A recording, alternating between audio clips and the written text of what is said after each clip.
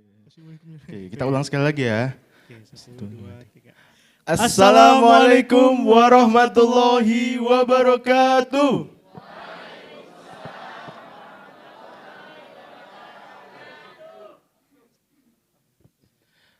Alhamdulillahirrahmanirrahim. Puji syukur kehadirat Allah Subhanahu wa taala yang telah memberikan kita kesempatan juga kenikmatan sehingga pada sore hari ini kita dapat berkumpul di agenda Gumbrega Tarbiyah Ailiyah Bangkit Indonesiaku di Hotel Loman Park dan juga ruang virtual Zoom dan juga ruang virtual YouTube. Salawat ring salam tak lupa selalu tercurahkan kepada Rasulullah Muhammad SAW beserta para keluarganya yang soleh, para pengikutnya dan juga para sahabatnya. Semoga kita yang ada di sini bisa selalu menjalankan sunnahnya beliau sehingga nanti kelak bisa bertemu beliau di surganya Allah nanti ya. Amin, amin, ya rabbal alamin. Nah, kami ucapkan selamat datang kepada Bapak, Ibu, teman-teman yang sudah hadir di agenda Bangkit Indonesiaku Gumbrega Tarbiyah Ailiyah yang akan kita adakan di sore hari ini. Yang ada di Loman Park dan juga yang ada di Zoom meeting ya? Ya, kita sapa-sapa terlebih dahulu nih. Selamat datang ya Bapak, Ibu, dan juga teman-teman yang ada di Zoom. Oh iya Mas, ada pepatah Mas? Ada pepatah, apa tak itu? kenal maka kenalan. Iya, kenalan. Oke. Kenalan dulu kita ya, Kenalan dulu, Mas. betul. Ya, perkenalkan saya Nizar dan kawan saya. Saya Andra. Kami akan menjadi pemandu acara di agenda Bangkit Indonesiaku Gumbrega Tarbiyah Ailiyah pada sore hari ini. Hingga nanti malam ya Mas ya? Hingga nanti malam, enggak sampai tengah malam juga ya? Enggak dong Oh Mas. iya. Oke. Kami ucapkan selamat datang kepada seluruh peserta yang telah hadir di agenda Gumbrega Tarbiyah Ailiyah, sebuah momen kebersamaan kita yang kita ulang pada 1 tahun yang lalu di agenda Gumbrega Tarbiyah. Mungkin Bapak Ibu sudah mengenang 1 tahun dulu kita mengadakan di Museum Diponegoro ya, kalau tidak salah di Pendopo Diponegoro. Pesertanya lebih banyak, lebih rame, tapi tidak menyurutkan juga semangat kita untuk hadir di agenda pada sore hari ini di Tarbiyah Ailiyah untuk lebih gumregah lagi, menggumregahkan pembinaan di keluarga kita. Betul. Oke. Kita langsung saja untuk buka agenda pada sore hari ini dengan mengucap basmalah bersama-sama. Bismillahirrahmanirrahim. Selanjutnya untuk menambah keberkahan acara pada sore hari ini akan dibacakan beberapa ayat suci Al-Quran oleh rekan kami, Joki Andeka. Kepada Ihya. Mohon maaf, maksud kami adalah rekan kami yaitu Ihya. Ihya. Ya, kepada Ananda Ihya kami persilahkan.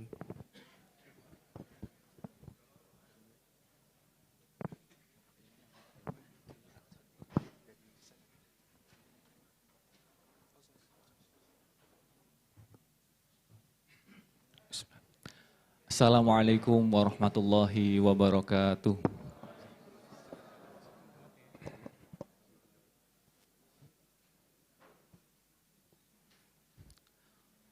A'udzu billahi minasy syaithanir rajim.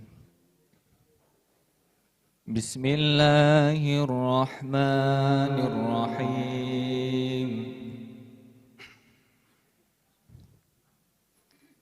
ولقد آتينا لقمان الحكمة أن اشكر لله ومن يشكر فإنما يشكر لنفسه ومن كفر فإن الله غني حميد وإذ قال لقمان لابنه وهو يعظه يا بني لا تشرك بالله إن الشرك لظلم عظيم ووصينا الإنسان بوالديه حملته أمه وهنا على وهن وفصاله في عامين أن اشكر لي ولوالديك إلي المصير وإن جاهداك على أن تشرك بي ما ليس لك به علم فلا تطعهما وصاحبهما في الدنيا معروفا واتبع سبيل من أناب إلي ثم إلي مرجعكم فأنبئكم بما كنتم تعملون صدق الله العظيم والسلام عليكم ورحمة الله وبركاته.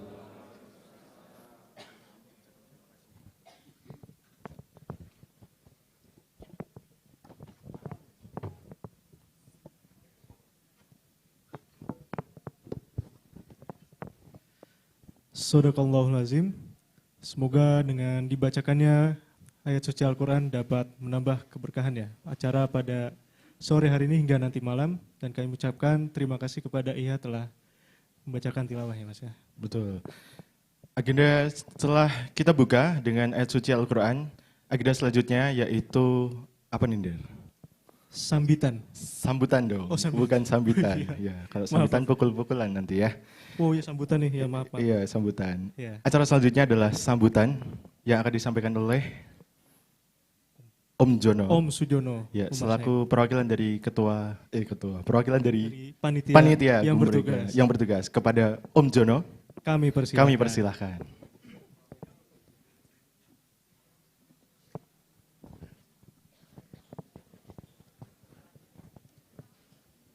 Bismillahirrahmanirrahim. Assalamualaikum warahmatullahi wabarakatuh. Alhamdulillahilladzi anzala sakinata fi qulubil mu'minin liyazdadu imanan ma'a imanihim. Asyhadu alla ilaha illallah wa asyhadu anna Muhammadan abduhu wa rasuluh. Allahumma shalli ala Muhammadin wa ala alihi wa sahbihi ajmain. Yang kita hormati dan kita muliakan sekalian, para masyayikh dakwah, para ustadz, guru-guru, ustadzah, dan rekan-rekan semuanya, para murabbi-murabbiyah, para abi, umi, pak de, bude, pak le, bule, tante. Ini kan temanya tarbiyah ailiyah ya, kita sebut semuanya. Simbah-simbah juga. Ya. Ketinggalipun kathah simbah-simbah ingkang rawuh nggih, Mbah Agung, Mbah Uti. Auranya sangat terasa. Ya. Nah, biasanya enten suwanten watuk-watuk nggih. Nggih. Mari kita bersyukur kepada Allah Subhanahu wa taala pada sore hari ini, Masya Allah ya. Kita bisa hadir di sini untuk mencoba menggelar satu rangkaian agenda yang pasti 24 jam non-stop. Bapak Ibu, Ustadz-Ustadzah semuanya mengerjakan perihal ini yaitu tarbiyah ailiyah 24 jam non-stop. Saya yakin ya kita semuanya hari ini mayoritas terlibat bahkan menjadi penanggung jawab di tempat kita masing-masing. Dan hari ini kita coba untuk kita menghimpun semangat yang terkesan bareng-bareng ya. Biasanya kan kayak ditanggung sendiri-sendiri ya. Paling murabi-murabiah kita cuma mutabaah pas likok.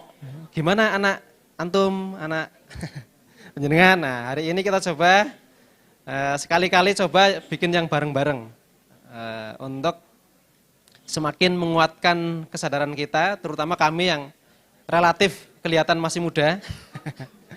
Ya, relatif kelihatan masih muda ya. Nanti kita akan mencoba menguatkan semangat kita dalam menghadirkan tarbiyah di rumah kita. Dan Masya Allah ya, terima kasih atas sambutan dari Bapak Ibu, sangat antusias ya. Sampai tadi menjelang asar, dengan sangat terpaksa kami menolak pendaftaran peserta karena kuotanya terbatas untuk kali ini.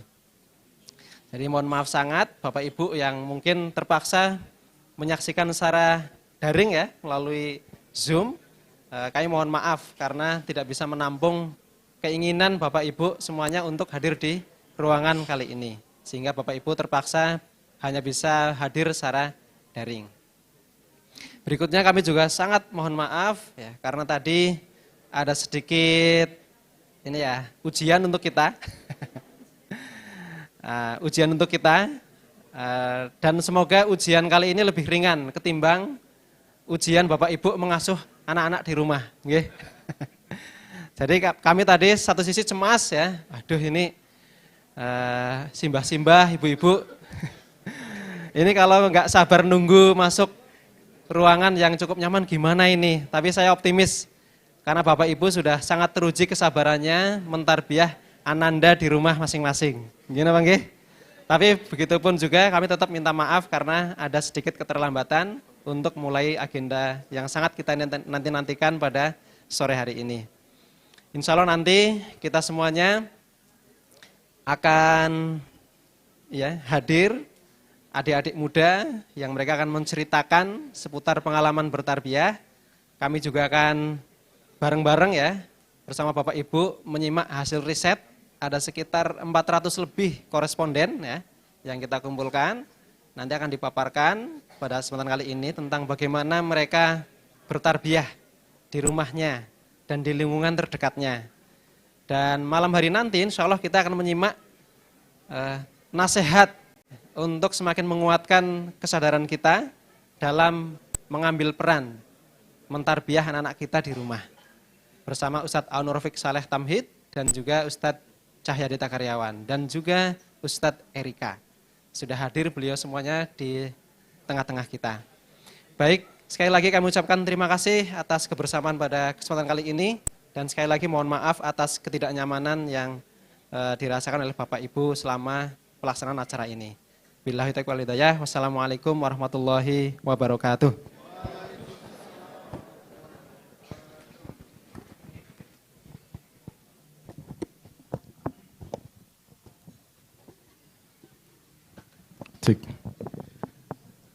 Baik, kami ucapkan terima kasih kepada Om Jono yang telah memberikan sambutan yang sangat luar biasa sekali kepada Bapak Ibu, teman-teman dan juga simbah-simbah yang sudah hadir pada kesempatan sore hari ini.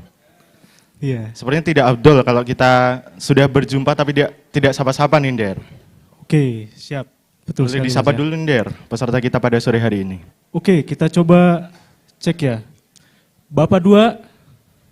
Bukan dong, Gimana? bapak-bapak. Oh, bapak-bapak ya. Selamat sore bapak-bapak gitu. Oh, iya. Selamat bapak. sore bapak-bapak, mana suaranya Pak?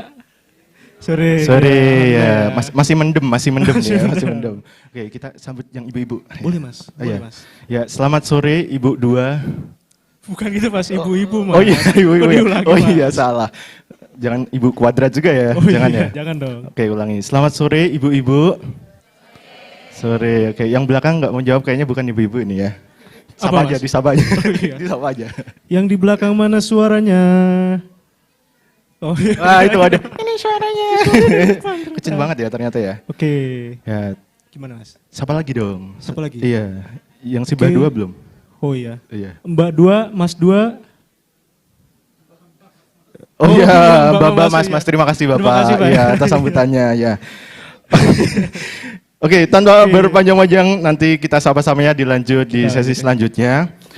Kita lanjut ke acara selanjutnya yaitu acara inti yang pertama, yaitu akan ada pemaparan hasil riset tentang bagaimana anak muda memandang program tarbiyah ya Mas. Betul. Nah, ini nanti akan dikemas dengan talk show yang inspiratif bersama dengan host kita yang Bapak Ibu sudah kenal. Siapa tuh Mas? Beliau sudah melalang buana di dunia kuliner. Bapak Ibu sudah pasti kenal Iya. di dunia Penyetan ya? penyetan, Iya. bebek dan ayam. Mas Budi. Bukan, iya, iya itu. Nanti kita akan sambut host kita. Sebenarnya bukan penyetan deh. Iya, tapi bukan Mas Budi yang Bukan itu. Mas Budi beda. yang itu, beda. Jadi Iya. di sore hari ini kita akan dipandu oleh Mas Dwi Budianto. Budianto. Dia akan memaparkan dari hasil riset tentang bagaimana anak muda memandang program tarbiyah. Kita langsung saja. Ya nanti Ustadz Budi itu Pak Budi Ya. tidak sendirian. Tidak sendirian. Nanti akan dibersamai oleh pemuda-pemudi pilihan kita gitu ya. Betul, yang sudah kita saring, kita ayak, kita sortir.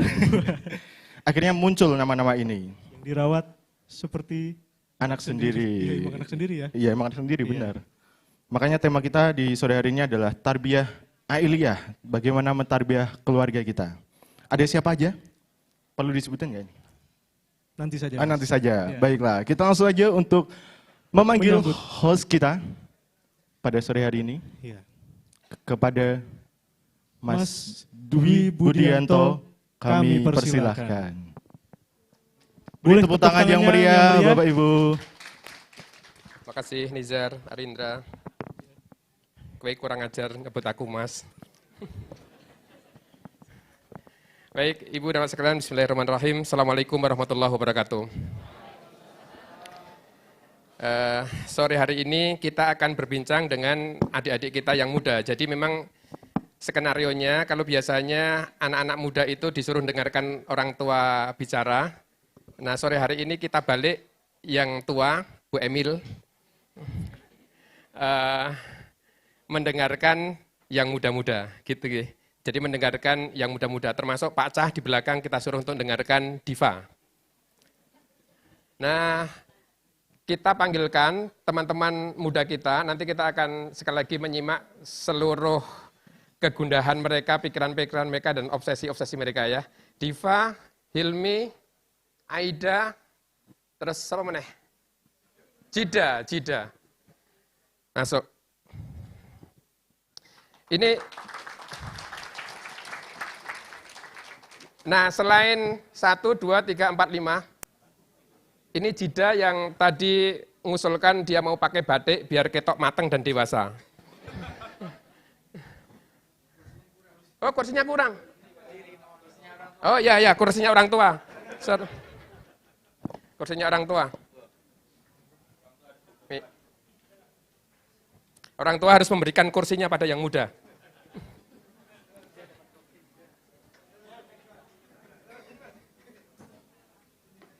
Oh ya. Nah, selain adik-adik yang di Jogja, kita juga akan melibatkan teman-teman di beberapa kota, ada yang dari Jakarta, terus Jawa Barat, dan Kalimantan. Ada Mbak Wafa. Om bisa kita munculkan teman-teman kita, Mbak Wafa. Ada Mbak Wafa, ada Mbak Iza, ada Mbak Azmina. Gitu je. Monggo loh. Monggo. Ya. Dianggap hotel sendiri aja ya. Monggo.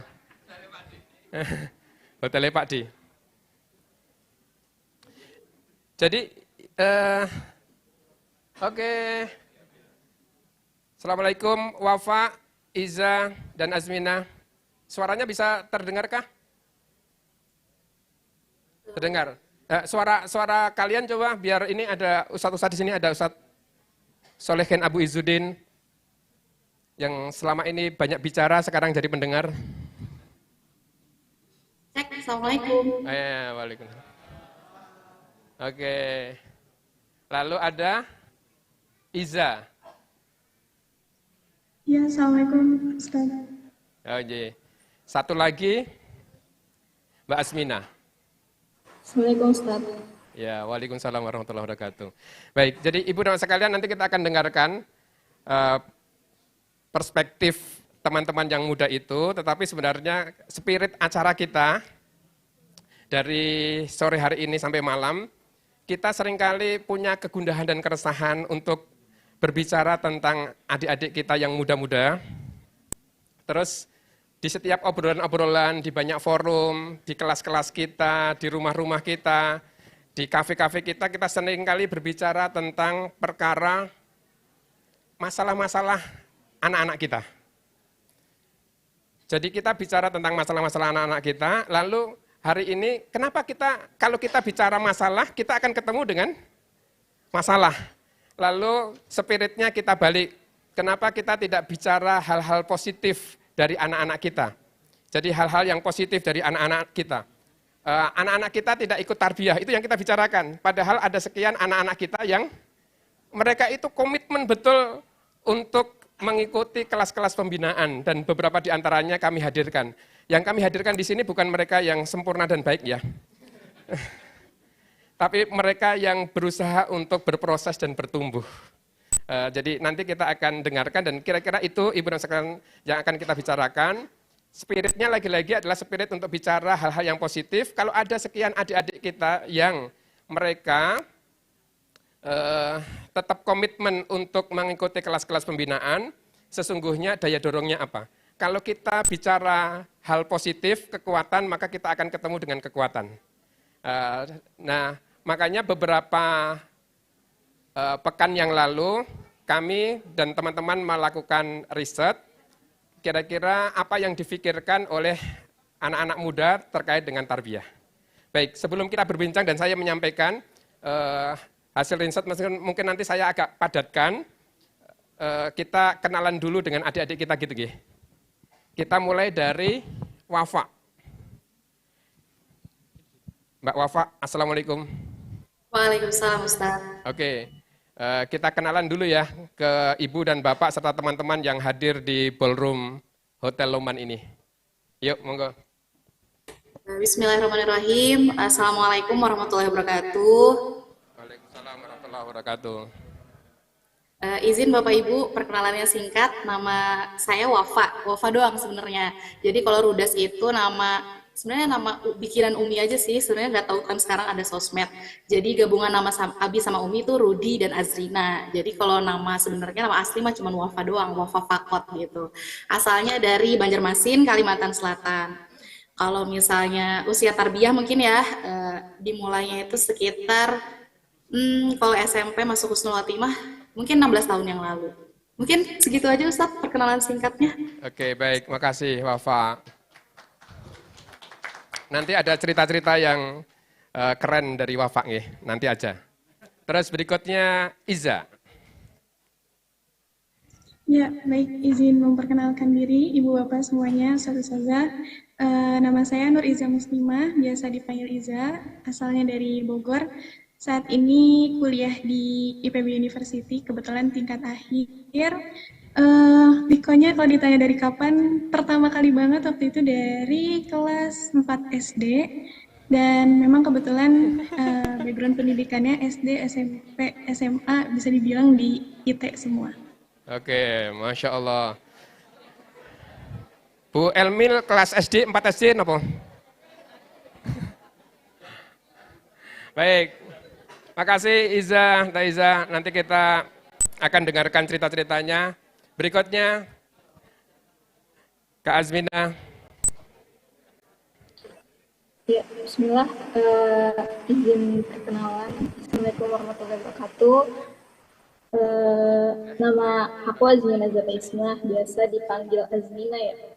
Cuman kalau poster kemarin mungkin agak tipu Azimah, tapi itu jadi inovasi baru soalnya kepanjangan saya kalau disingkat jadi Azimah gitu. Saya dari Depok, sebenarnya dari Depok ya, tinggalnya di Depok, cuman emang kampusnya di Jakarta, jadi banyak beraktivitas di Jakarta. Oke, makasih. Ya, makasih Azmina. Sekarang kita ingin lihat wajah anak-anak muda di depan saya ini.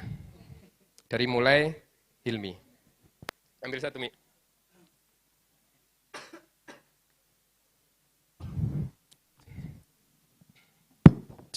Assalamualaikum warahmatullahi wabarakatuh. Selamat sore Ustadz Ustadzah.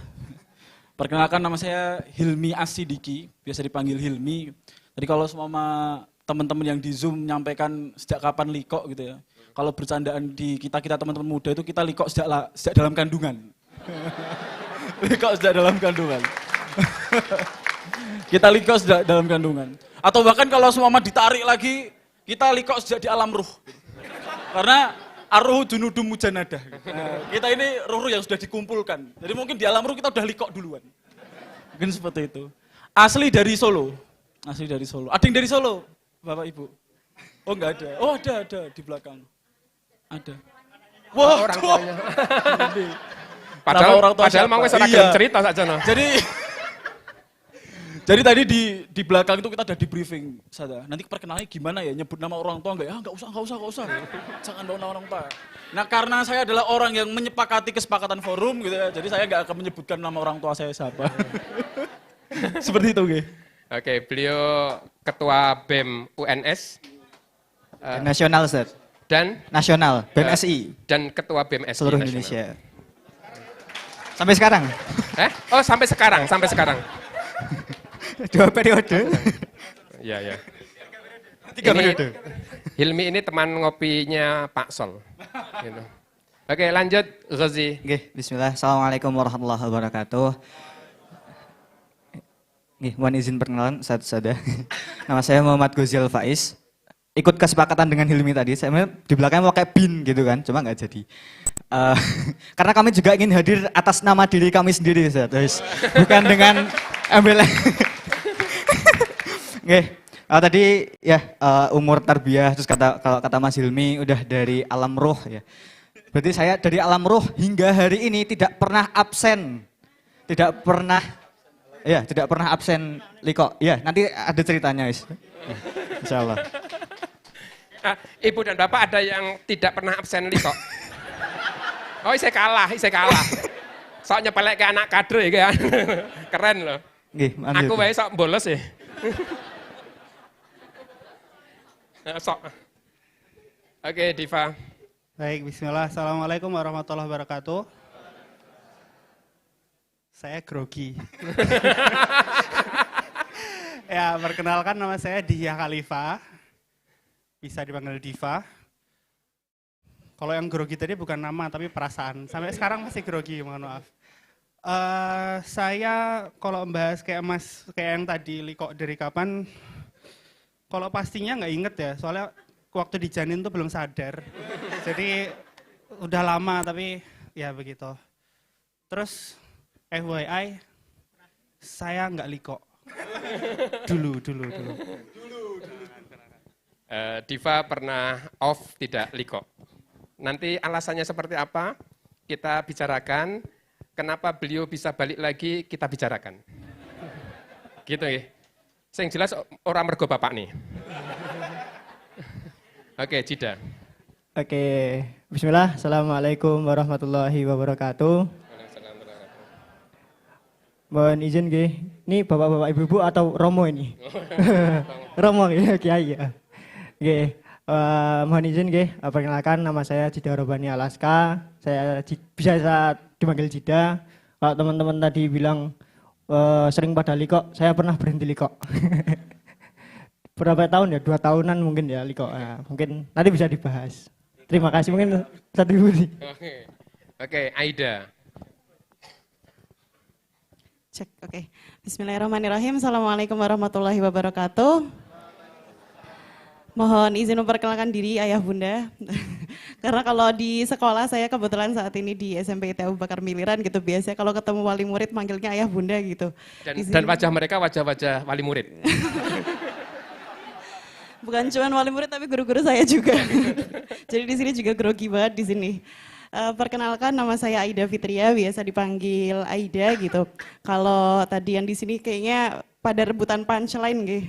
Pada rebutan siapa tarbiyah dari kapan dan lain sebagainya, saya bagian penutupnya aja.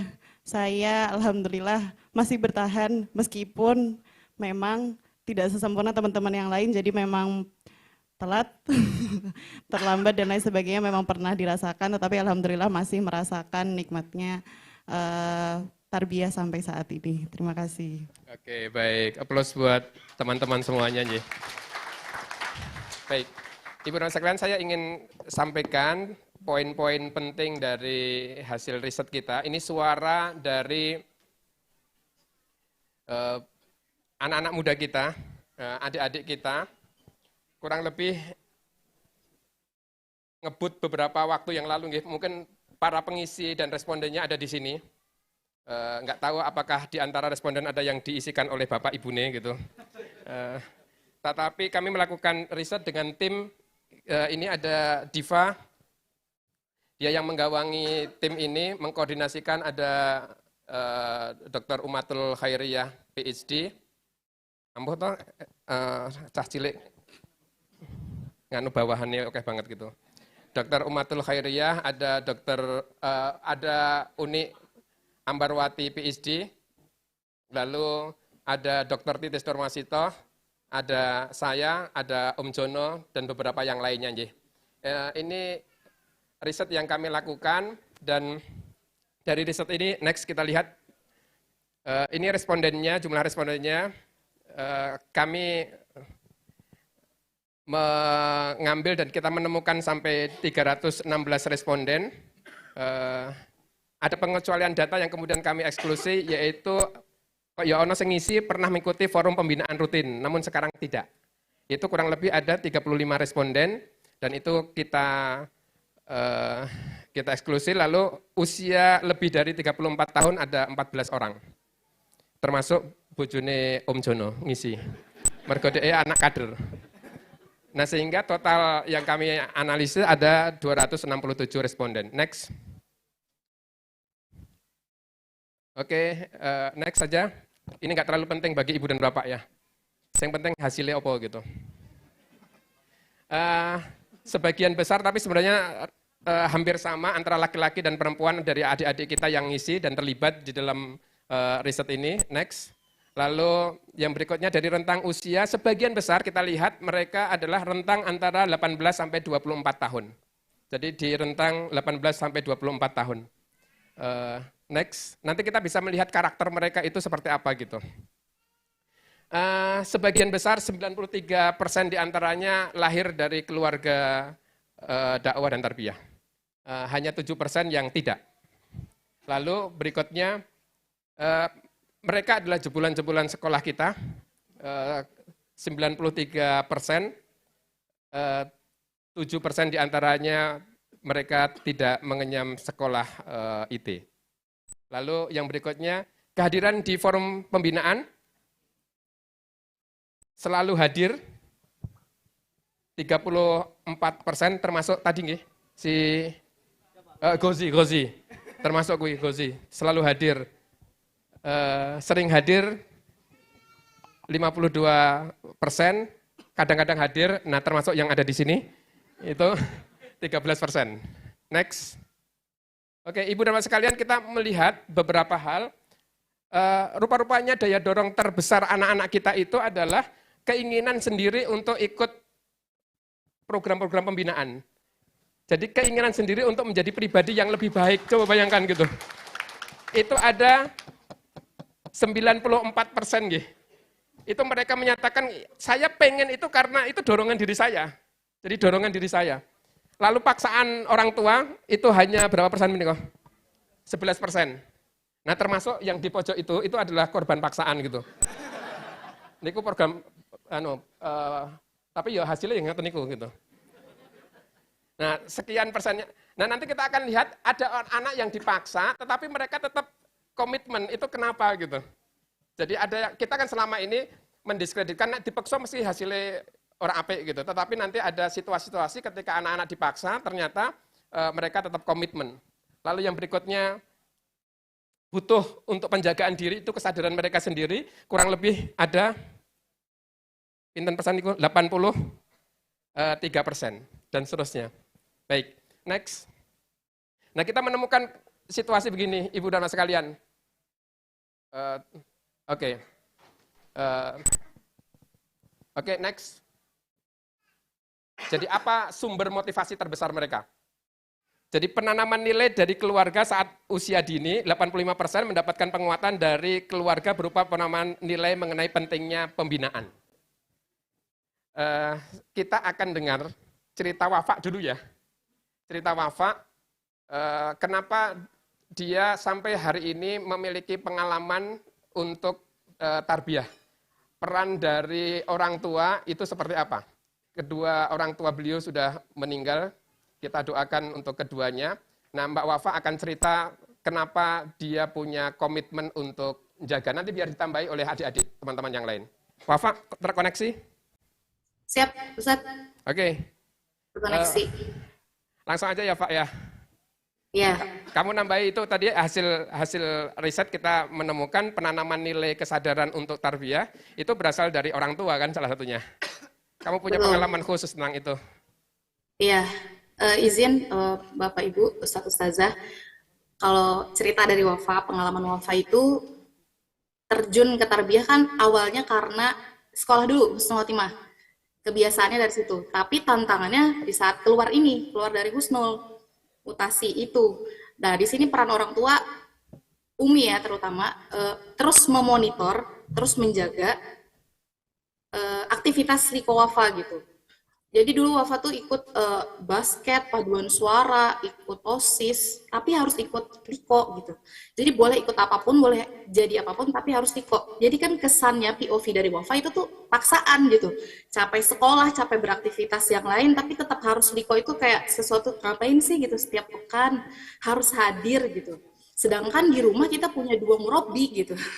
Abi sama Umi gitu, di tiap hari, tiap saat, tiap detik juga bisa ngasih nasihat terbaik mereka gitu, atau dalam tanda kutip ya bisa aja lah gitu. Tapi ternyata paksaan itu untuk saat ini alasan Wafa masih berada di sini, ternyata Liko ini bisa menjadi bagian dari kebutuhan ya, dari kebutuhan pertama untuk Wafa dan adik-adik, dan menjadi pengganti kehadiran orang tua. Karena yang Wafa anggap tadinya bisa nasehatin setiap hari itu ternyata nggak selama itu Bapak Ibu gitu.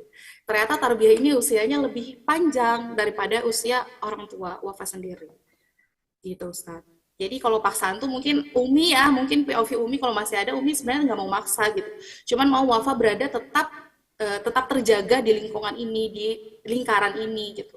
Karena kalau misalnya melihat kondisi kan Umi itu meninggal 2016, kalau Abi itu meninggal 2017. Jadi waktu sesingkat itu dengan adik Wafa yang 5 itu mungkin kalau orang lihat sih kayaknya bakal akan jadi gila atau gimana gitu. Tapi Wafa merasa dengan adanya lingkungan ini, lingkaran ini, jaringan ini, untuk menguatkannya itu ada cara sendiri gitu, Ustaz. Oke, baik. Makasih Wafa. Jadi salah satu yang kita tangkap adalah peran orang tua untuk senantiasa memonitor aktivitas anak-anak di tarbiyah. Dan rupa-rupanya itu dirasakan manfaatnya oleh Wafa gitu ya setelah sekian waktu. Nanti kita akan tanggap lagi nggih, kebutuhan terhadap murabi itu seperti apa gitu. Tapi teman-teman ada yang mau nambahin nggak? Apa yang dilakukan di rumah? Aida. Ayo, Ida. Oke, ini nambahin dari monitoring orang tua nggak Ustaz? Jadi kalau di rumah sendiri selama pengalaman yang saya hadapi gitu nggak? Selama ini bersama dengan Umi dan Abi gitu, menyaksikan Umi dan Abi di tarbiyah seperti ini gitu. Kemudian memang sempat terasa gitu ketika sering bertumbuhnya waktu kayak gitu, ngelihat dalam setiap hari melihat Umi dan Abi itu terjun dalam tarbiyah. Kemudian mungkin disclaimer saya itu lulusan IT gitu nggak usah, jadi memang mentoring dan lain sebagainya sudah masuk kurikulum, otomatis nggak akan kemana-mana dari pelajaran, sehingga seringkali rasanya untuk ikut mentoring itu bukan karena kebutuhan awalnya, tapi karena memang sudah masuk pelajaran seperti itu. Sehingga ketika SMA mulai diamanahi organisasi, diamanahi motor, diamanahi gadget gitu, mungkin ini kekhawatirannya Bapak Ibu semua gitu, mulai melihat dunia baru, mulai melihat ternyata kita punya banyak pilihan kayak gitu. Nah kemudian jadi mulai mempertanyakan gitu, ketika Umi dan Nabi apa-apa, kamu kemana, kabarin kalau pergi kemana kayak gitu. Kemudian apa-apa kita harus sama siapa, di mana itu harus berkabar. Kemudian juga apapun yang tadi seperti Mbak Wafa sampaikan gitu nggih, apapun yang kita lakukan harus tetap ada mentoringnya seperti itu. Nah, itu akhirnya tumbuh jadi rasa kayak kenapa sih gitu kita harus sampai kayak gitu ngelihat Umi dan Abi sedemikian rupanya di tarbiyah, membina gitu sampai terbersit kayak apakah worth it itu ya gitu, harus membina kayak gitu. Sempat terpikir seperti itu karena ketika tumbuh ngelihat yang lain kok kayaknya nggak usah gitu-gitu amat ya, gitu. Sempat terbersit di pikiran saya seperti itu. Sampai di titik pernah, mohon maaf Ustadz, mungkin kasarannya jadi hitung-hitungan gitu. Karena biasanya kalau mungkin Bapak Ibu semua sudah merasakan gitu, nggih, ketika ada upah di rumahnya, mempersiapkan upah itu di rumah, nah itu mengambil tenaga, ngambil waktu, menyiapkan tempat, menyiapkan snack, menyiapkan semua-muanya kayak gitu. Terutama kalau misalkan bapak-bapak yang melingkar kayak gitu. Gitu biasanya. Mohon maaf, tapi kalau dulu saya dan teman-teman saya yang anak-anak IWA gitu, itu internal jokes-nya kita, inside jokes-nya kita sampai bapak-bapak itu kalau melingkar itu hore-hore terus ya gitu. Jadi di ruang tamu kayak gitu. Kemudian yang di belakang ribut gitu kan, nyiapin snack, nyiapin apa. Terus bapak-bapaknya anteng gitu. Begitu snack keluar, yang kedengaran suara ketawa-ketawanya gitu. Wah kayak gitu. Jadi kayak, kok asik banget ya kayaknya ya kayak gitu. Sampai di titik saya mulai mempertanyakan tuh kayak, ini emang kita nggak rugi ya kayak gini ya, kayak gitu. Nah itu pikiran-pikiran saya sampai akhirnya kemudian mungkin di pembahasan yang nanti ya Ustadz terkait paksaan tadi, ternyata itu adalah, saya baru tahu belakangan ternyata itu sebagai salah satu bentuk dalam tanda petik healingnya para bapak ya, di tengah amanah. Tekanan istri. Ini mau saya perbagus ini Ustadz. Oh iya. Di tengah beban amanah dakwahnya yang begitu berat di pundaknya. Seperti itu. Baik, terima kasih. Nah, poin keduanya, Ibu dan Bapak sekalian, kalau tadi ada penanaman kesadaran itu dari keluarga, 85% itu dari keluarga, yang berikutnya adalah dari lingkungan sosial, anak-anak itu sendiri. Dari murobinya, dari likoknya. Jadi kita menemukan sama teman-teman itu di tim itu, anak itu bisa dipaksa, yang tadi bahasanya anak-anak sebenarnya dipaksa, itu bahasa sederhananya ya. Dipaksa, mereka merasa terpaksa, tapi mereka tetap komitmen dalam likok dan pembinaan. Itu kenapa? Itu karena mereka ketemu, hasil pembacaan kita ya, mereka ketemu dengan lingkungan sosial yang mampu menjadikan mereka tempat untuk ngudoroso. Jadi ada murobi yang bisa merangkul mereka, yang bisa ngerungokke mereka, lalu ada teman-teman halakoh yang mereka itu asik gitu. Nah, disitulah karena mereka usia-usia kan ya, usia-usia tadi berapa tadi? 18 sampai 24 tahun. Jadi mereka memang usia-usia ketika mereka butuh lingkungan-lingkungan di luar keluarga mereka. Aida cerita kalau di rumah itu koyo ditaujih terus gitu, dinasihati terus gitu. Tapi sebenarnya itu mungkin bukan sedang mentaujih Aida, tetapi ayahnya sedang micro teaching. Dikirani DE gitu. Padahal sebenarnya bukan gitu, latihan gitu, ngapal kayak. Oke, next kita lihat hasil berikutnya, teman-teman. Oke. Nah, ini terkait dengan kesadaran tarbiyah generasi muda kita, nggih. Kita menemukan semakin besar paksaan, semakin rendah motivasi untuk mengikuti program pembinaan. Kenapa istilahnya Pak Dr. Sudiatno, korelasi terbalik? Kenapa? Aku radung. Nanti Mbak Uma mohon untuk ditambahkan dan diluruskan ya. Lalu yang berikutnya, ada hubungan antara kesadaran tarbiyah dengan persepsi menikmati program pembinaan. Jadi kalau mereka sadar bahwa tarbiyah itu bagian dari kesadaran, maka pembinaan itu apapun kondisinya itu bagi mereka itu nyenengke. Jadi situasinya menjadi nyenengke. Gitu atau enggak? Ya, betul. Diva, kamu punya pengalaman enggak terkait dengan ini?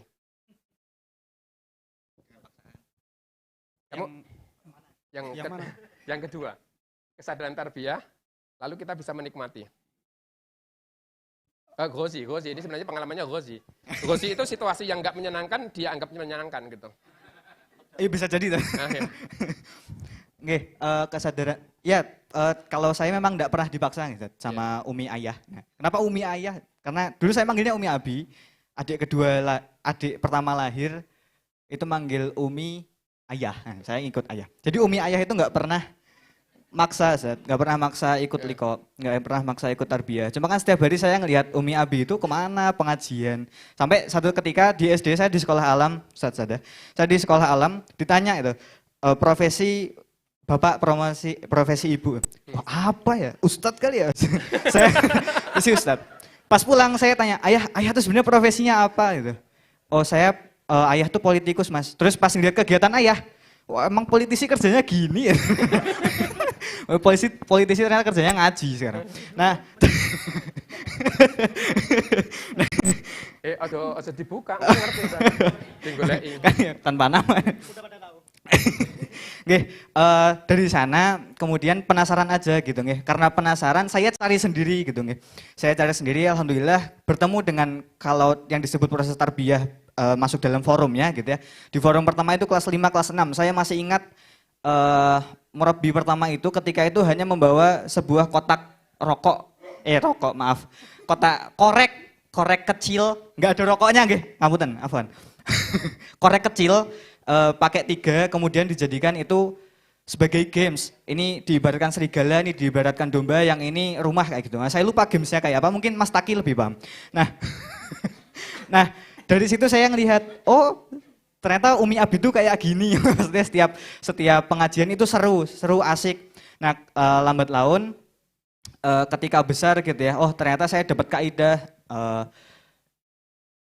nahnu du'at qabla kulli syai'. Oh, pantesan Umi Abi dulu kayak gini ya, karena ini memang bagian dari profesi pertamanya, apapun profesinya kayak gitu kan. Terus ketika saya diterjemahkan karena Diva bingung. Oh, ya, kita adalah dai sebelum apapun, ngaten nggih. Dan dari situ saya paham, oh dulu Abi, Umi sedang menjalankan hal itu gitu. Dan dari situ saya muncul kesadaran, oh tarbiyah itu seperti ini. Hingga ya asam garam pahit manisnya semuanya, kalau saya nemu gitu, oh murabi yang ini barangkali kurang asik gitu. Oh nggak apa-apa, ini bukan salah dakwahnya gitu ya. Barangkali memang nanti perlu ada evaluasi. Tapi saya pernah kok dalam tarbiyah ini bisa seasik itu. Bahkan dari 3 batang korek api kecil tadi gitu.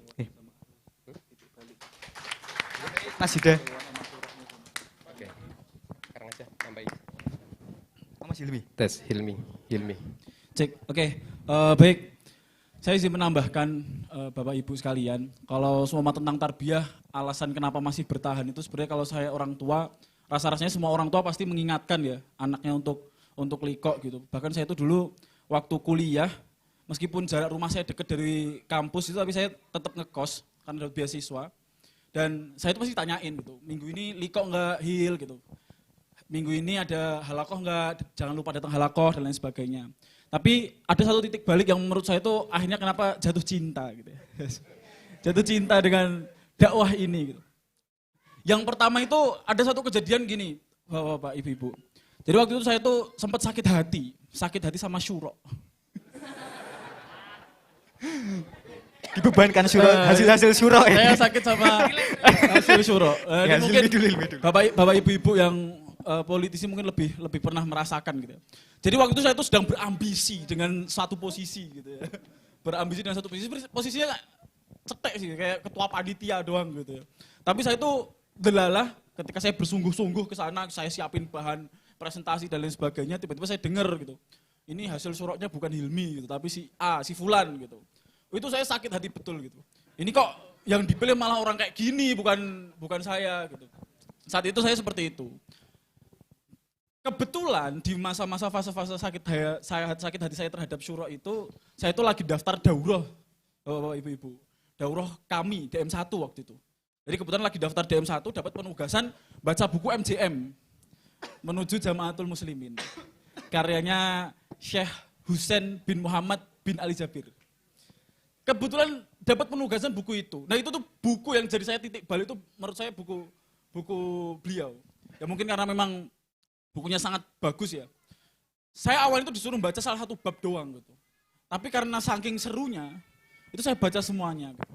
Dan akhirnya jadi refleksi saya gitu. Oh ternyata saya itu sakit hatinya cuma gara-gara hal remeh gitu loh. Hal remeh yang nggak ada pengaruh apapun. Itu jadi titik balik saya, akhirnya saya mendalami atau saya jatuh cinta terhadap tarbiyah ini gara-gara baca buku MJM full gitu. Nah mungkin kalau semua menanti jenengan ketemu anak-anak yang rebel gitu ya, suruh baca MJM gitu. Baca MJM. Ya atau kasih korek api tadi. Korek api. Buku baca MJM, tapi memang agak berat sih waktu itu. Nah terus yang kedua, ada tambahan sedikit buat teman-teman lagi, Pak Budi. Yang kedua itu saya kebetulan saat itu sudah jadi ketua BEM. Saya jadi ketua BEM di UNS, ketua BEM UNS. Qadarullah saya diundang pembicara kajian anak-anak. Saya itu juga nggak tahu kenapa saya ada orang ngundang kajian anak-anak, ketua BEM yang ngisi gitu. Biasanya ketua BEM tuh kalau ngisi tuh ya kepemimpinan, organisasi, gerakan mahasiswa atau apapun itu. Ini unik gitu. Nah karena unik saya nggak nolak. Saya cari alamatnya, di hari-hari itu saya berangkat. Saya masih ingat betul itu berangkat itu jam 9. Qadarullah jam 9 satu terik sekali. Jam 9 pagi itu sudah terik sekali. Saya naik motor itu, bapak-bapak, ibu-ibu. Itu Masya Allah, panasnya luar biasa. Dan lama banget. Kayak 40 menitan baru sampai kayak, ya mungkin kayak dari sini ke Gunung Kidul mungkin ya. Dari sini ke Gunung Kidul, kelebihan. Atau dari sini kemana lah, yang 40 menitan lah. Tapi panas banget, saya lupa bawa jaket dan lain sebagainya gitu. Saya kira nggak terlalu panas kan. Kepanasan dan lain sebagainya gitu. Sampai di tempat itu, qadarullah acara selesai, ada bukan bapak-bapak, umur 30-an tahun lah. Mas-mas ya kita nyebutnya. Mas-mas itu, tapi udah beristri dan beranak, naplek saya gini. Saya naplek saya, bapak-bapak ya. Nampilek saya dari belakang gitu.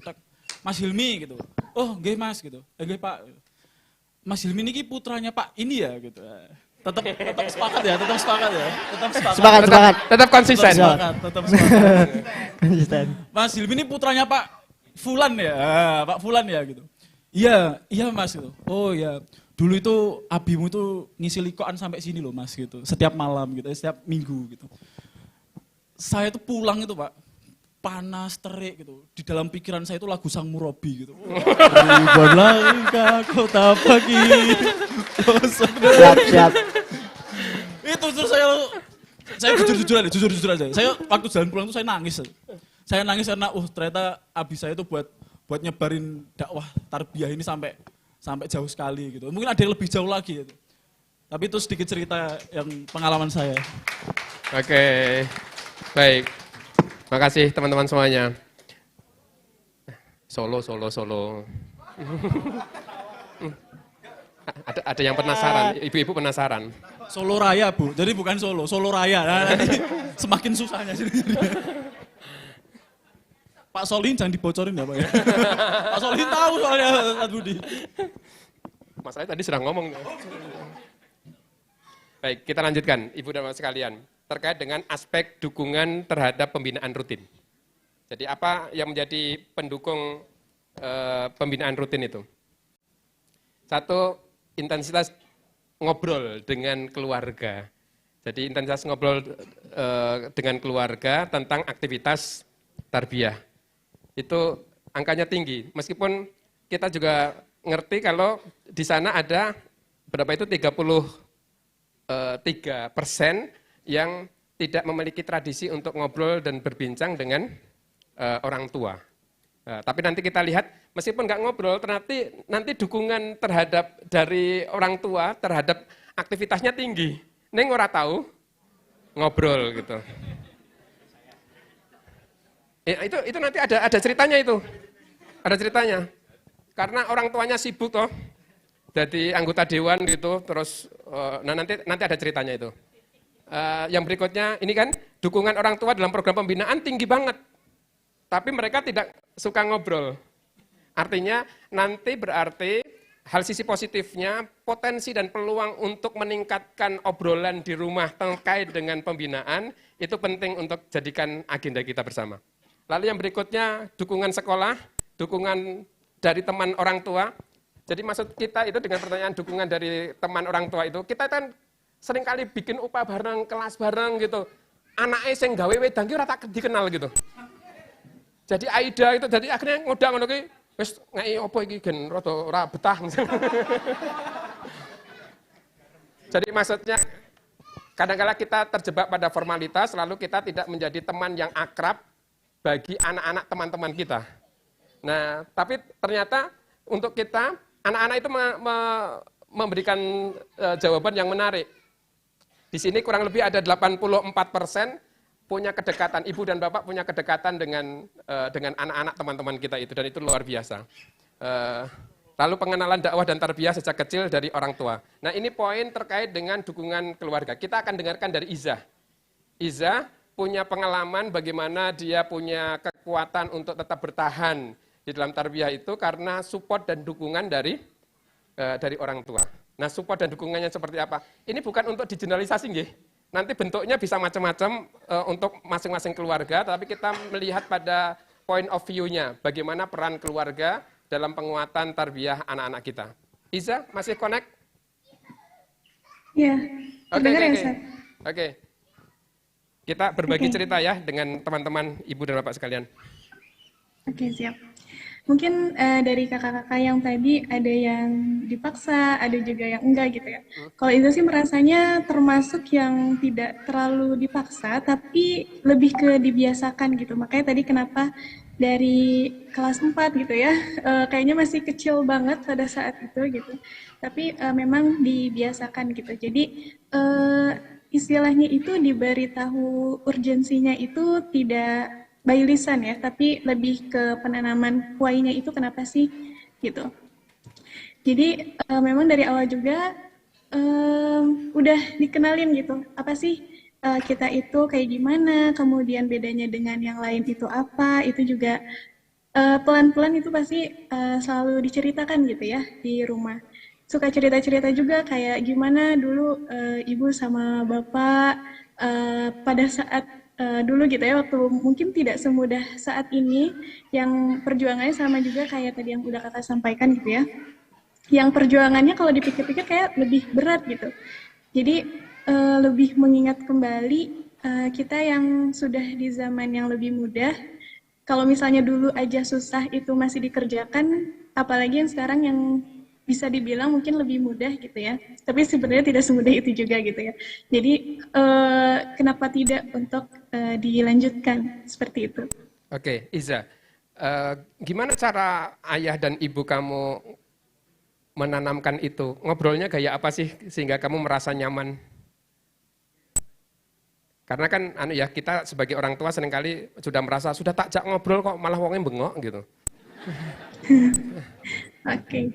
Mungkin kalau diajak ngobrol yang serius banget itu bisa dibilang jarang ya.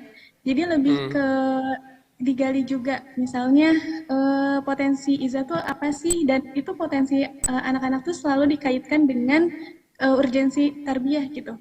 Oh, oke. Ya. Iza. Contoh misalnya kan mungkin ya. Lanjut dulu.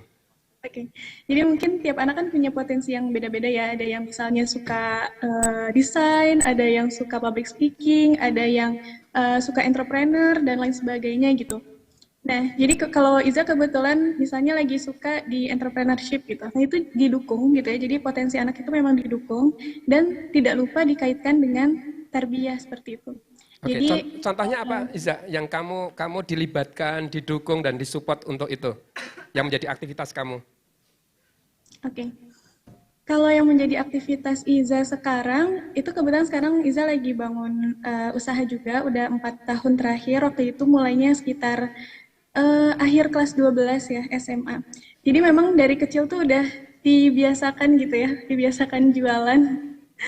Dari kelas berapa ya, dari kelas 2 SD mungkin ya, itu udah dibiasakan jualan, terus lama-kelamaan ya akhirnya jadi suka juga, dan memang akhirnya jadi diseriusi seperti itu.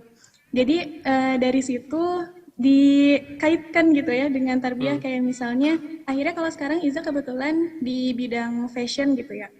Mungkin salah satu alasan kenapa di fashion karena menurut Iza di fashion itu di zaman sekarang juga bisa sekalian syiar untuk muslimah muda gitu. Bagaimana kita tuh sebagai anak muda tidak, pakaian itu tetap sesuai gitu dengan syariat Islam, tapi nggak kelihatan tua atau nggak kelihatan tidak gaul dan sebagainya.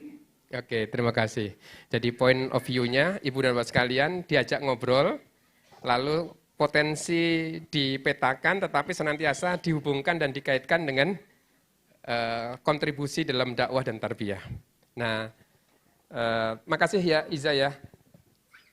Jida, Jida punya pengalaman. Ini karena anak yang dibesarkan dari kesibukan orang tuanya. Bener ini, bener kesibukan ini. Terus selama ini kan kesibukan orang tua seringkali dijadikan alasan.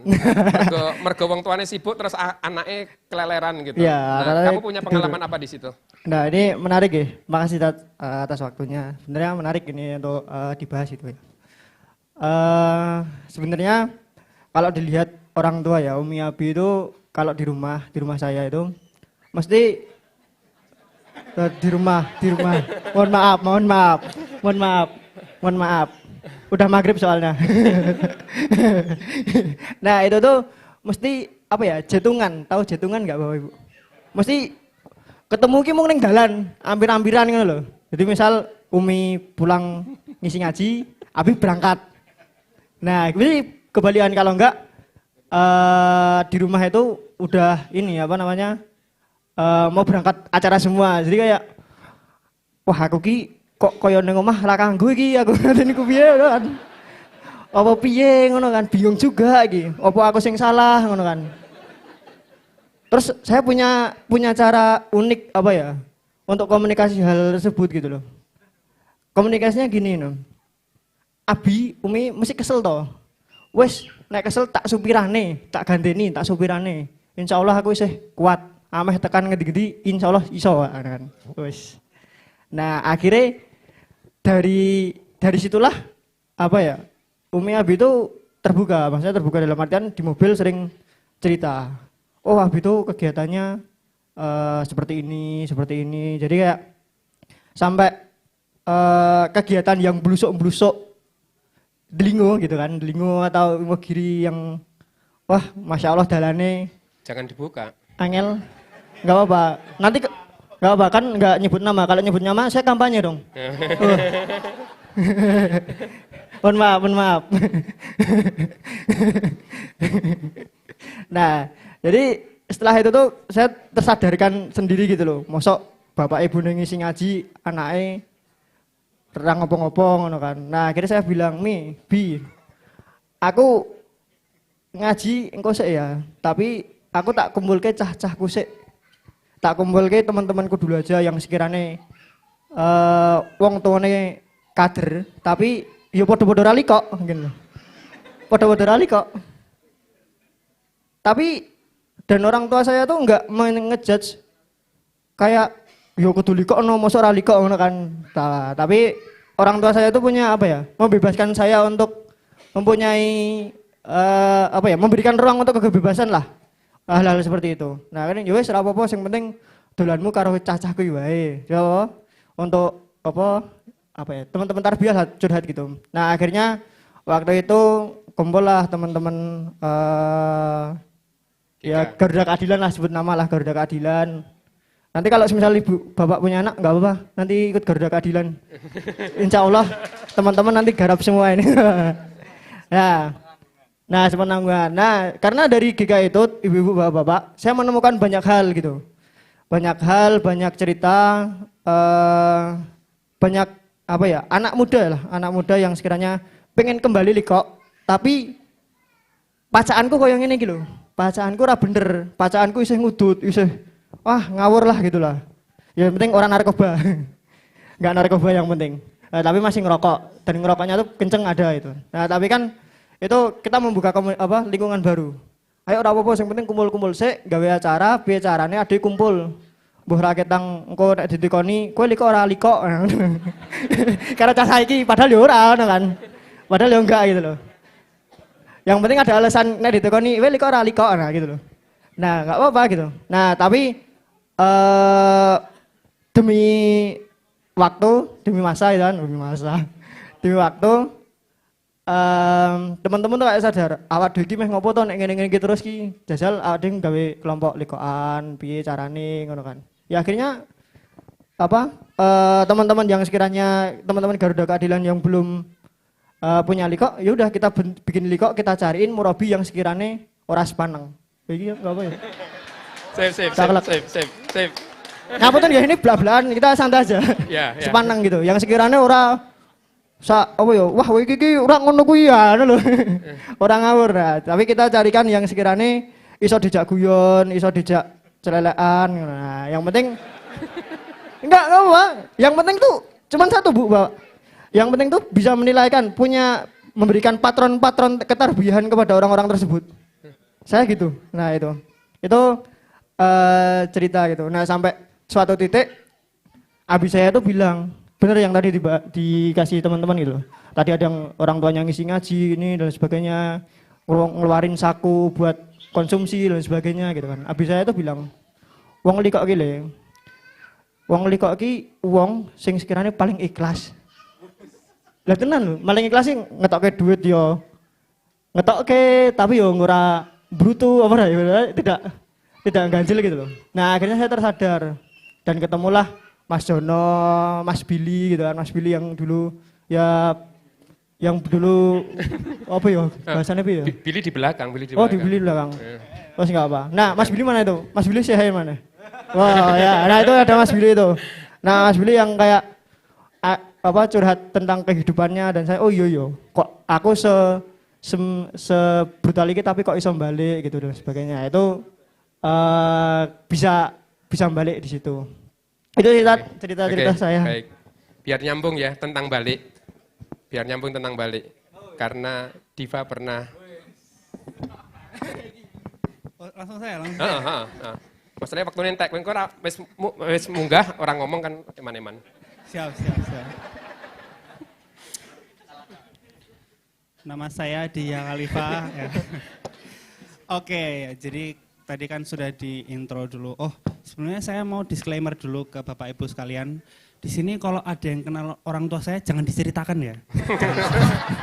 Soalnya orang tua saya bukan peserta di sini. Jadi nanti yang tahu jangan diceritakan gitu. Betul, bukan peserta. Okay. Ya. Soalnya orang tuamu nggak bayar. Iya, nggak bayar. Betul, nggak bayar ya.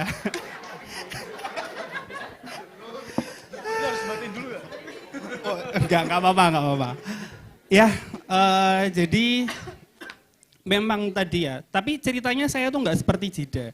Jadi kalau Jida itu kan kondisinya di rumah dengan orang tua dan nyopiri orang tuanya kemana-mana. Kalau saya nggak bisa nyopir, jadi saya nggak bisa nyopiri bapak saya. Dan saya di Solo, wah sebut nama nih, nggak apa. Saya di Solo, kuliah di sana, jadi jauh dari rumah. Rumah saya bukan di Solo ya, rumah saya bukan di Solo, tapi nggak saya sebutkan.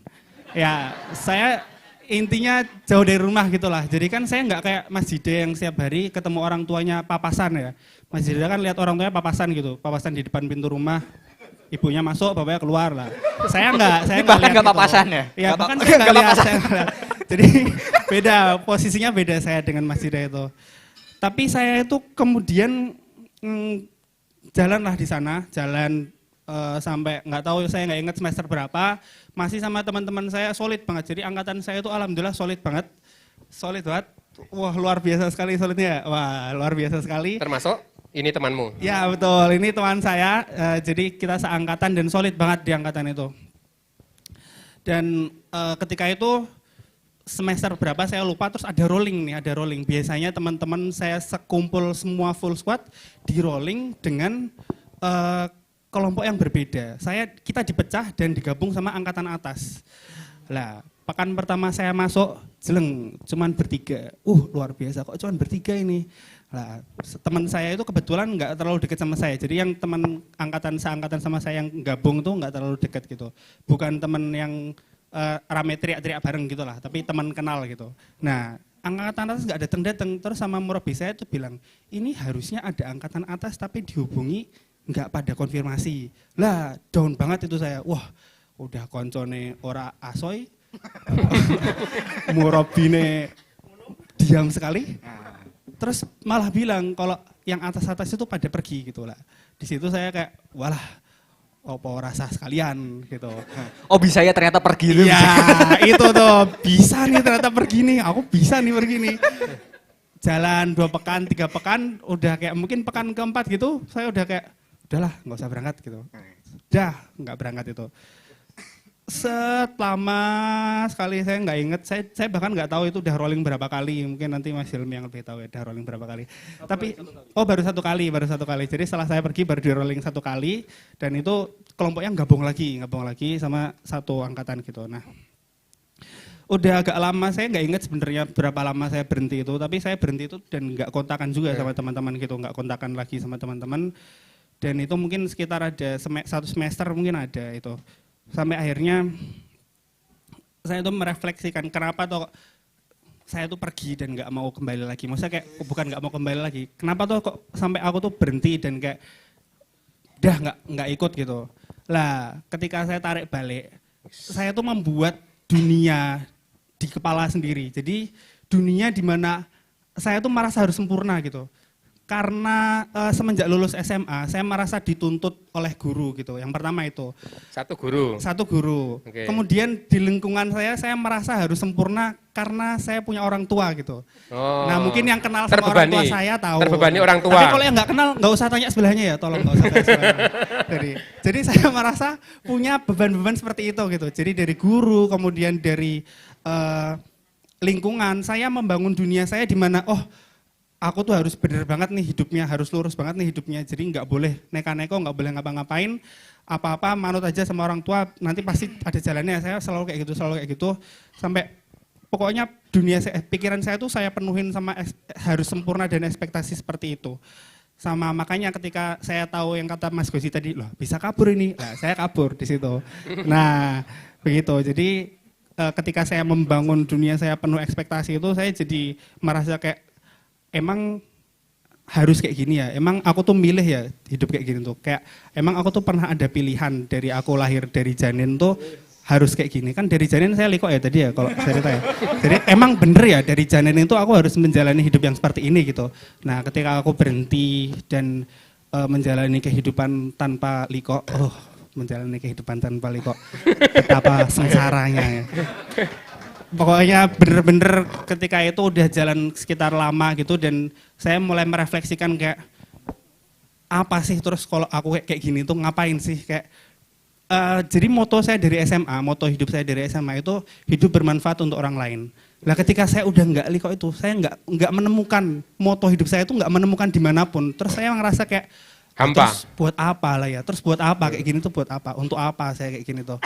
Lah maka dari itu saya terus pengen balik. Nah tapi jadi masalah lagi ketika saya pengen balik di dunia yang saya bayangkan harus sempurna itu dan saya udah terlanjur nyebur jelek-jelekin. Lah gimana mau balik? Di mana muka saya harus ditaruh kayak ketemu teman-teman lagi dulu saya gak liko kan gak enak banget ya. Jadi saya takut banget itu mau kembali itu saya takut banget. Nah disitulah saya carilah siapa ya teman saya yang kira-kira bisa saya telepon nggak takut. Nah saya teleponlah Mas Hilmi di sini. Ya, jadi ini teman pertama saya yang saya hubungi ketika saya mau kembali ke Liko. Gitu. Jadi ibu dan bapak sekalian, adik-adik kita itu berproses ya. Kita selama ini berorientasi pada capaian puncak.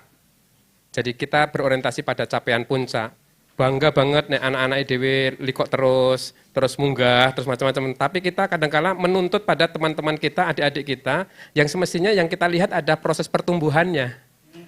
Nah, proses pertumbuhannya itu masing-masing orang berbeda-beda dan kita perlu memberikan ruang waktu bagi mereka untuk tumbuh dan menemukan kembali. Misalnya kayak tadi, Diva, untuk balik itu kan beban psikisnya berat banget. Kan untung ketemu dengan teman yang orang duwe isin jenenge Hilmi. Hilmilah yang kemudian bombong lalu ngajak gitu ya, Mi ya. Jadi mungkin nanti di kesempatan lain lah kita bikin forum yang lebih longgar dan leluasa. Tapi saya ingin di sesi-sesi terakhir ini biar nanti ada Azima,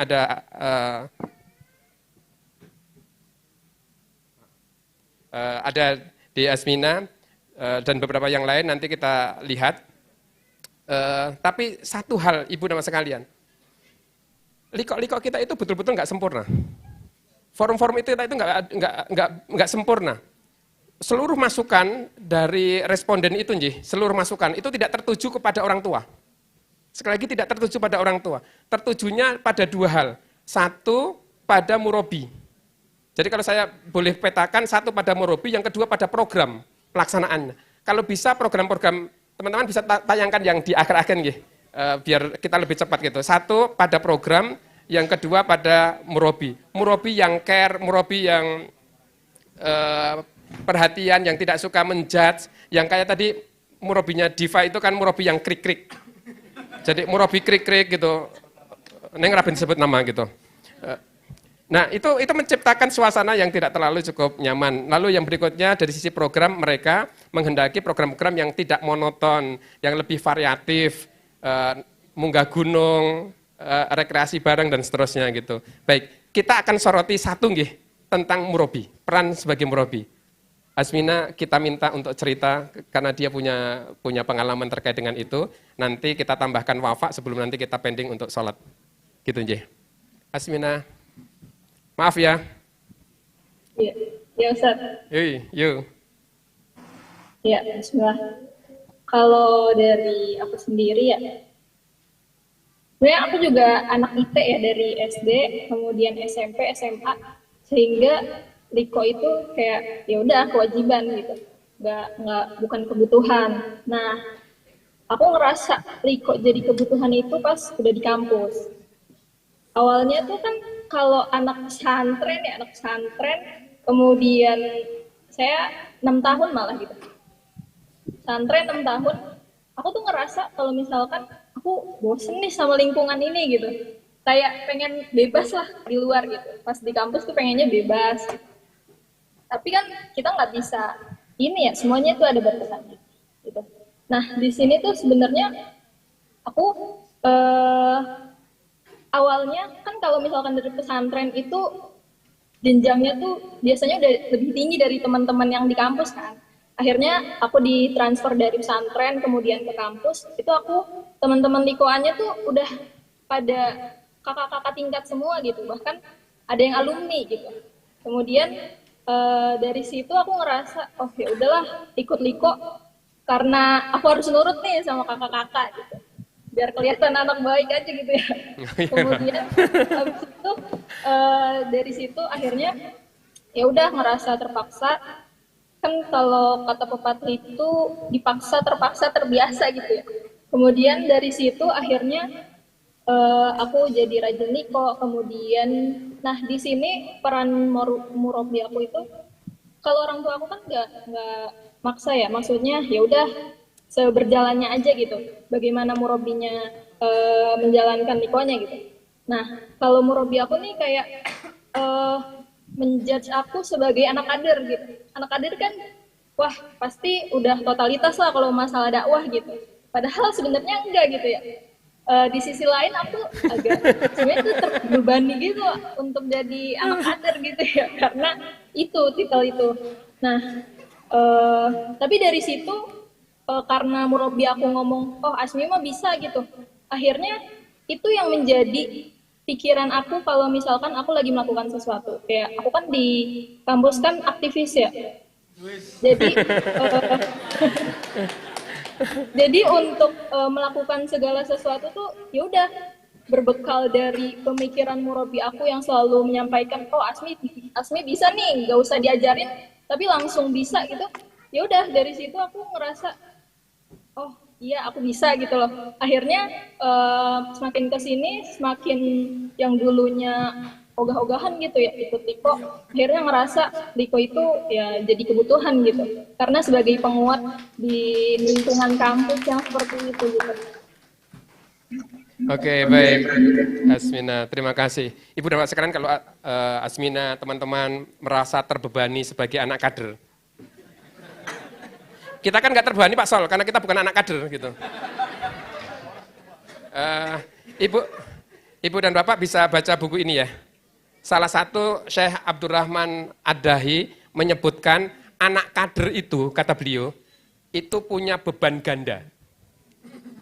Jadi beban ganda. Nek ono apike itu ya wajar. Nek ono eleke kayak ya Allah. Ya Allah gitu. Jadi mereka itu bebannya ganda banget gitu. Jadi mohon maaf nggih Ibu dan Pak sekalian, di sesi ini kita menyepakati ora usah maido anak kader. Jadi kita nggak usah maido anak kader. Kalau Al-Quran bercerita, sesungguhnya Allah memilih Adam, memilih Nuh, memilih keluarga Ibrahim dan keluarga Imron. Di situ ada dua nama yang disebut tunggal, yaitu Adam dan Nuh. Tetapi ada dua nama yang disebut sebagai keluarga, yaitu Ibrahim dan Imron. Tetapi kedua-duanya oleh Allah mendapatkan gelar sebagai orang terpilih. Jadi ada Nuh dan Adam yang dimuliakan oleh Allah karena ujian keluarganya. Dan ada Ibrahim dan Imron yang dimuliakan Allah untuk teladan atas keluarganya. Jadi yang terpenting bagi kita, tidak usah kita terlalu maido dengan apa yang ada. Yang kita lakukan seperti tadi yang dilakukan oleh Jida. Yuk ngerangkul teman-teman. Mari kita jadi orang-orang seperti Hilmi yang ngerangkul orang-orang yang sedang kehilangan arah. Seperti Diva dan sebagainya. Karena orang yang mau balik itu ternyata bebannya berat gitu. Dan itu butuh orang yang, ayo Rene. Kamu punya tulisan tentang itu ya? Div, Hil. Apa Hil, kata-katanya Hil? Enggak, saya pengalaman. Oh ya, intinya dulu tuh saya masih ingat banget bapak ibu waktu ke dia itu saya tuh main ke kosnya terus. Mungkin kayak seminggu bisa 3 kali kalau dia ingat itu. Saya cari alasan aja. Ya ini bateraiku habis numpang ngecas ya gitu. Saya ke kosnya gitu. Ya ini aku mau mampir dulu numpang tidur, boleh nggak? Boleh, mampir ke kosnya lagi. Alasannya untuk apa? Untuk ngajain dia kembali. Karena kadang-kadang tadi bener Bu, orang-orang tuh pengen kembali itu takut di judgmental. Dan ini jujur-jujuran aja dia, karena dia kita udah nggak sahalakoh lagi gitu. Jadi saya buka aja sekalian. Gitu. Waktu dia ini nggak liko, temen liko saya itu ngejat semua. Gitu. Wah dia piye kok malah raliko gitu. Itu beneran ya, karakteristik teman-teman kan berbeda-beda. Terus saya ketika dia itu mau kembali, saya kondisikan teman-teman ini jangan dijudge dulu ya, jangan dijudge. Ini dia udah mau kembali, nanti kita kalau bahasanya itu kita buka tangan kita untuk memeluk dia kembali. Ya. Ada tambahan lagi Pak Budi. Jadi ada satu alasan lagi kenapa saya itu waktu itu berjuang banget pengen dia itu tetap kembali liko. Ini mungkin dia juga baru tahu alasan saya. Gitu. Orang tua saya itu selalu cerita bagaimana perjuangan tarbiyahnya ketika SMA, ketika kuliah, terutama ibu saya. Nah qadarullah ibu saya itu masuk ke jamaah ini itu karena salah satunya itu ketika ikut daurahnya itu yang ngisi saat itu ayahnya dia. Jangan sebut nama. Nah, nggak sebut nama. Jangan sebut nama. Ketika saya tahu ternyata ayahnya dia ini adalah orang yang membuat ibu saya masuk ke jamaah ini gitu. Saya tuh kayak pengen, oh berarti aku tuh punya hutang nih. Ketika anaknya bapak ini tuh lagi di luar jamaah. Maka saya berusaha betul gitu, memastikan bagaimana ketika anaknya bapak ini itu untuk kembali lagi. Karena kalau ibu saya nggak ketemu ayahnya dia, saya mungkin nggak di sini ya. Bener tuh. Wes lunas saiki, Pak. Sudah lunas. Jadi nanti kalau dia keluar lagi, ya saya wes urusanmu lah. Wes urusanmu. Oke. Ibu dan Bapak sekalian, ceritanya mungkin nggak semuanya tuntas nih. Jadi mohon maaf, Wafa, mohon maaf cerita kamu yang keren sebenarnya. Ibu dan Bapak sekalian bisa bayangkan Wafa yang dia ditinggal oleh ibu dan bapaknya, dan salah satu kata-kata Wafa yang menurut saya keren adalah murabi saya membutuhkan murabi karena dia adalah wakil dari orang tua saya. Untuk closing kita dengarkan Wafa cerita sebentar ya. Untuk closing, Wafa masih connect? Connect. Oke. Cerita sebentar, murabi seperti apa yang dibutuhkan itu? Sebenarnya kalau misalnya kalau cerita pas Umi meninggal ya, kan tadi Wafa tidak menemukan kenyamanan karena tidak dengan teman sebaya, yang akhirnya dipaksa terus sama Umi atau dimonitor sama Umi, dan akhirnya tuh nggak tahu Umi dengan teman-teman kelompoknya itu punya ide seperti apa mengumpulkan anak-anak kader menjadi satu liko yang murabinya itu adalah teman Umi gitu, sampai merasa nyamannya di situ dulu. Keluar dari liko itu, maksudnya perombakan setelah liko itu mau dengan teman sebaya atau tidak, Wafa menemukan ya liko itu sudah jadi kebutuhan gitu, sebelum sadar akhirnya pengganti orang tua itu adalah lingkungan tarbiyah ini. hari Umi meninggal itu sebenarnya adalah hari Liko gitu. Waktu itu Sabtu 23 Januari. Jadi izin sama kakaknya. Kebetulan kakaknya waktu itu adalah Kak Hanif, itu mutasi dari Surabaya, yang kebetulan juga anak kader kan anak GK. Izin Wafa untuk tidak hadir gitu. Minta doa Umi karena waktu itu udah kata dokter tuh udah 50-50 gitu. Qadarullah meninggal sebelum azan maghrib gitu. Dan teman-teman Liko Wafa itu datang ke rumah Wafa, kan meninggalnya di rumah sakit Umi. Datang ke rumah Wafa dalam kondisi rumah yang masih mati gitu. Jadi Kak Hanif itu di situ masih tahu Wafa ini teman-teman udah datang ya gitu. Maksudnya jadi menyambut Wafa gitu. Dan beliau itu kebetulan juga seorang piatu gitu. Jadi di situ beliau selalu menguatkan gitu. Lewat teman-teman juga mendorong gitu. Maksudnya ya sayap Wafa memang patah satu gitu. Tapi Wafa harus ingat gitu. Kalau Umi itu bukan milik kita gitu. Jadi jadi maksudnya ada apa? Murabi itu Umi memang tidak bisa digantikan. Tapi dengan adanya Murabi dan Liko itu sendiri, meskipun cuma sekali sepekan, itu ternyata bisa menjadi tempat kita untuk pulang. Rumah yang sebenarnya gitu, karena kan kalau rumah sekarang kalau nggak ada Abi itu rasanya hampa gitu, tapi ternyata di lingkungan itu kita bisa menemukan rumah itu gitu, dan kita punya jaringan, punya teman-teman Abi Umi yang seperti orang tua kita gitu, memperhatikan gitu. Jadi buat Abi Umi yang lain semangat untuk terus memotivasi anaknya gitu, karena tidak tahu Abi Umi sekarang umurnya sampai kapan gitu. Tapi insya Allah dakwah ini, tarbiyah ini akan selalu menjaga anak-anaknya karena Allah juga. Gitu mungkin Ustadz. Oke, Wafa, makasih. Ibu dan Bapak sekalian, adik-adik, Wafa, Iza, dan yang lain, sebelum ketemu di forum ini, sudah ngobrol banyak dengan Pak Eko Novianto. Jadi kita berbincang bareng-bareng dan salah satunya informasi tentang adik-adik ini dari Pak Eko. Nah hari ini sebenarnya Pak Eko semestinya hadir membersamai kita, tetapi sekarang naik gunung di mana? Kinabalu, di Kinabalu. Sekarang ada di Brunei.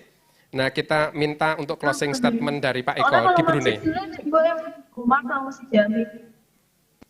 Terkoneksi kah teman-teman? Most famous masjid. Baik, saya. Assalamualaikum. Wah, Pak Eko. Assalamualaikum. Assalamualaikum, mohon maaf. Oke ya, saya lagi di jalan. Oh, nggih. Monggo Pak Eko, closing statement buat teman-teman. Baik, saya tertarik dengan kalimat Mas Bri tadi ya, nggak merujuk ke orang tua. Jadi jangan ciptakan rasa bersalah. Rasa bersalah itu tidak terlalu menguntungkan bagi tarbiyah anak-anak kita. Tapi coba saja lakukan hal yang mungkin. Kenapa kita tidak berpikir tentang Pak De Bude ideologis, Pak De Bude ideologis, kalau kita bilang ayah, bunda ideologis, cobalah kita bergerak untuk anak-anak kita semua. Mungkin dia nggak cocok sama bapaknya, itu sesuatu yang biasa saja. Tapi mungkin cocok dengan temannya bapaknya. Mungkin dia nggak cocok sama mamanya, itu hal yang biasa saja. Tapi mungkin dia cocok dengan budenya, idenya, atau siapa. Yuk kita gerakkan saja gerakan Pak De Bude ideologis. Ngaten Mas Budi, selamat acara ini. Moga-moga berkah untuk Indonesia, untuk dakwah kita semuanya. Saya mengikuti dari tadi dengan rasa haru, rasa bahagia. Assalamualaikum warahmatullahi wabarakatuh. Waalaikumsalam warahmatullahi wabarakatuh. Makasih Pak Eko. Mudah-mudahan nanti kita bisa bikin forum lagi bareng-bareng karena ceritanya perlu lebih panjang. Tadi sudah termakan oleh teman-teman DPR. Kabupaten Kebumen, kita politisi. Kalau misalnya ada banyak pertanyaan, Ibu dan Bapak sekalian, beberapa ceritanya ditulis oleh Wafa di buku apa judulnya? Tarbiyah di Rumah Kita. Tulisannya Hilmi, insya Allah juga ada di sana. Nanti panjenengan bisa membaca. Tulisannya Pak Cah juga ada. Tulisan anaknya Pak Cah yang nggak ada. Belum. Nanti seluruh pertanyaan-pertanyaan monggo disampaikan di sesi berikutnya. Yang menjawab adalah kasepuan dan orang tua. Sekali lagi mudah-mudahan nanti kita bisa bikin acara ngobrol dengan anak-anak dan ternyata kita menemukan banyak perspektif Ibu dan Bapak sekalian. Anak-anak kita luar biasa, mereka berproses dan kita punya harapan besar kepada mereka. Mereka adalah bukan manusia titik, tetapi mereka adalah manusia koma yang terus tumbuh dan tumbuh terus. Kita doakan untuk anak-anak kita. Jangan pernah berhenti berharap untuk anak-anak kita. Kita sudahi dan akhiri untuk sesi kali ini. Kita ketemu lagi nanti malam insya Allah. Assalamualaikum warahmatullahi wabarakatuh. Makasih Wafa, Iza, Azmina, dan teman-teman semuanya. Aida, Dida, Diva, Ghazi, dan Hilmi. Makasih semuanya. Baik, kami ucapkan terima kasih kepada Ustadz Dwi Budianto yang telah memberikan panduan tadi untuk sesi pertama. Dan sudah cukup juga untuk kita membahas di sesi yang pertama ini ya, Der. Iya, selanjutnya adalah langsung ke Isoma. Istirahat, sholat, dan makan. Betul.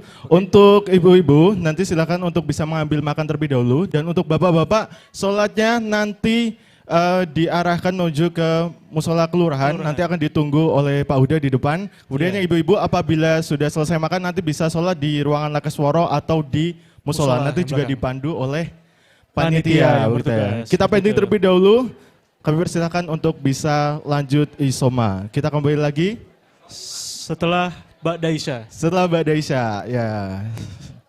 Kita rehat sejenak. Kita rehat sejenak ya.